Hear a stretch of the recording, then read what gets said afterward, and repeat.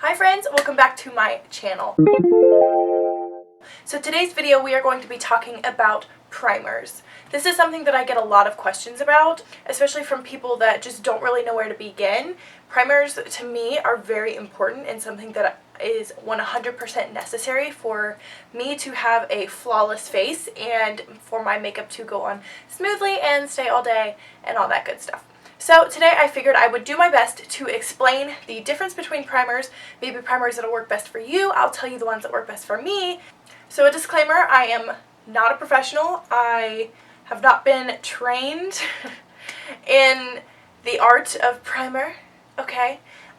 This is just things that I have learned from me personally trying things out and just reading. Okay, so without further ado, let's go ahead and jump into this primer dedicated video. So honestly, the first thing that I think is the utmost important part of your skin prep for makeup is moisturization. Even if you are oily, like myself, I am extremely oily. I have horrible oily skin, and it is still super important for someone even like myself to moisturize. So anyway, I wanted to maybe give you guys some ideas of primers to use depending on the skin type that you have. So we will go ahead and start out with dry. I do have a few primers that are mainly geared more for dry skin, but I still enjoy using them occasionally if maybe I'm not going out for very long or if it's just for photos or what have you. Really the main, I had to write notes, right? Really the main reason that we want to use a primer with dry skin is to help us hydrate our skin, because that's very important, especially if you are lacking hydration, you need to add it. It's to nourish the skin. And then to maybe illuminate. Illuminating primers seem to be a little bit more hydrating, and they're something that I typically stay away from just because I think it helps bring out and accentuate the oiliness. I have 4 here. Okay, that is kind of a lot for someone who does not have dry skin to have 4 primers that are geared for dry skin. Another disclaimer, there is no rules in makeup. You can use any primer you want, no matter what skin type you have. If you like it and you like the way that it gives, you like the look that it gives, then who the hell cares what the primer was actually made to do? Okay? So let that sink in your noggin real quick. So the very first primer, and honestly my favorite primer that I don't actually use as a primer, I use it more for a moisturizer. So this is the Bobbi Brown Vitamin Enriched Face Base. It says that it has shea butter, vitamin C, and E in it. And this is kind of what it looks like. I have really dug into this, and you may not be able to tell on camera. But this is a wonderful primer that, like I said, I use mainly for hydration purposes. To me, it feels really thick and really heavy on the skin, and that's not something that I'm looking for whenever I'm applying makeup. But maybe if I'm not going to apply makeup or I'm going to bed, I will apply this, and it leaves my skin feeling so soft, so supple, and very, very hydrated. Okay, going in with another primer that I primarily use as a moisturizer is the First Aid Beauty Hello Fab Coconut Skin Smoothie Priming Moisturizer. Whew, what a mouthful. This says that it is safe for sensitive skin. I myself have very sensitive skin, and my skin thoroughly enjoys this. My skin seems to react really well to anything with coconut in it, even though I personally don't like the smell, taste, look, anything about coconuts. I like how my skin reacts to coconut. This is the moisturizer that I put on before I start my actual makeup for the day, before I put on the actual primers that I'm going to use. So this is a good one. Okay, this is another super great primer that I will primarily use mainly in maybe the fall months or winter time, whenever I don't have to worry about my skin getting as oily as quickly because it's not as humid out. So this is the Nivea Men Sensitive Post Shave Balm.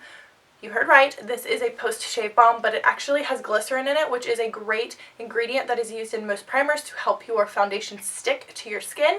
And this one is for sensitive skin as well. My skin doesn't break out, it doesn't react to it, it actually absorbs it, and it makes such a great tacky, sticky base for my foundation, and I really enjoy that. So if you have never tried this and want maybe a cheaper alternative to primers, this is something you should go with. It comes in a super heavy-duty glass component, and you get a ton for your money. So if you are balling on a budget, this is maybe something that you should look into. Next primer. The next primer that I want to talk about is the NYX Angel Veil. It is a skin perfecting primer. It says that it is oil free. This is an illuminating primer. I don't love this primer. I'll just state that up front.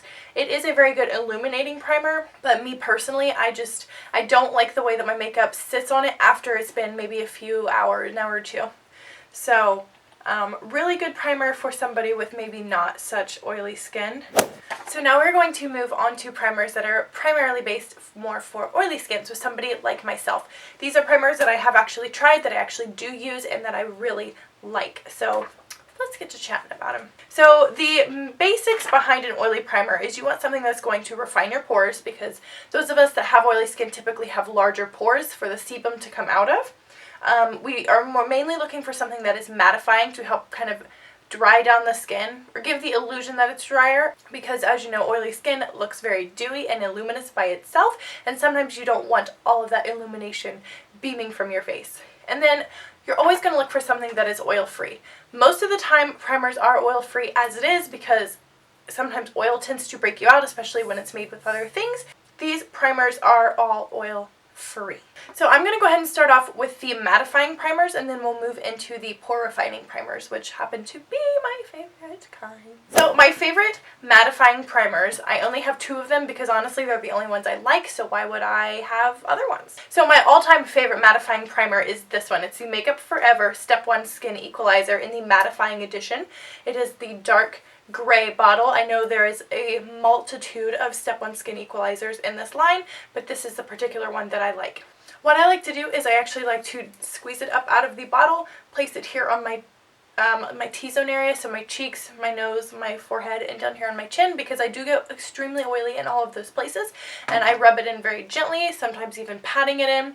I don't put it all over my face because the outer portions of my face, the outer perimeter, doesn't necessarily get oily, so I don't need it out there. And this is a pricey primer, so I don't want to waste it. So the next mattifying primer is this Soap & Glory One Heck of a Blot Instant Perfecting Power Primer. This says that it has 12-hour shine block technology, pore shrink technology. I know I've mentioned this before, and I did state that I don't agree with the pore shrink technology claim, and I still don't necessarily agree with that claim, but it is a very good mattifying primer. So if you're looking for one that's a little bit lower on the price spectrum, this is definitely one that is worth a try. I picked this guy up at Ulta. Okay, so now we're going to move on to my favorite primers of all time, the pore refining primers. These are the ones that I use to help make my skin look airbrushed and flawless. As so many people kindly tell me on a day-to-day basis, I appreciate your compliments so much, and they do not go unnoticed. So my all-time favorite right now, I guess, my all-time favorite current pore refining primer is this Catrice Prime and Fine Smoothing Refining Primer. They all have such long names. This is what it looks like. It comes in this like little tub right here. It's not the most sanitary thing that I've ever used, but I don't share this with anybody, so it's not that big of a deal. I do try to use maybe a spatula or something to get it out of there because I don't want my fingers getting in there, but hey, what are you gonna do? So this is a really wonderful one. This is something that I put on my T-zone as well, so my cheeks, nose, chin, and forehead. I also place it lengthwise on my forehead because I do have expression lines. They're very noticeable, so if I have on maybe a foundation that's not the best or one that tends to crease fairly easily, I will put it, or at least it helps to combat that creasiness. The creasiness. Creasiness? Creasing? Is that even a word? I don't think so. Next favorite is the Milk Makeup Blur Stick. This is something that I was super skeptical of because I just didn't believe that a stick could provide the pore refining power that I am looking for, because I really like something with a lot of maybe silicone base in it. But this is actually awesome. It is another pricey product, so if you can, I definitely get a sample of it before you try it, or before you buy it. Try it before you buy it, just to make sure that your skin likes it, that you like the look that it actually gives you. But this one's super cool because it is in a stick form, so it's super travel friendly. But this is essentially what it looks like. It is just like a little tan looking dude, skin tone colored, and you just draw him on T-zone area. And then I will take my fingers and very gently rub it out. So guys, that's really it. Like I said, I'm not a professional. I don't know obviously everything about primers, but that is the information that I do know, and I wanted to share it with you. So if you enjoyed this video, please don't forget to give it a thumbs up before you leave. Don't forget to subscribe to my channel before you go. I do post videos at least once a week, sometimes twice if I'm feeling frisky. Not usually, but sometimes. And if you want to hang out with me maybe a smidgen more, you can follow me on all my social media platforms. They will be linked. Not linked. Well, maybe linked. Maybe linked. But they will at least be listed down below. So once again, thank you so much for tuning into this video, and I will see you guys in the next one.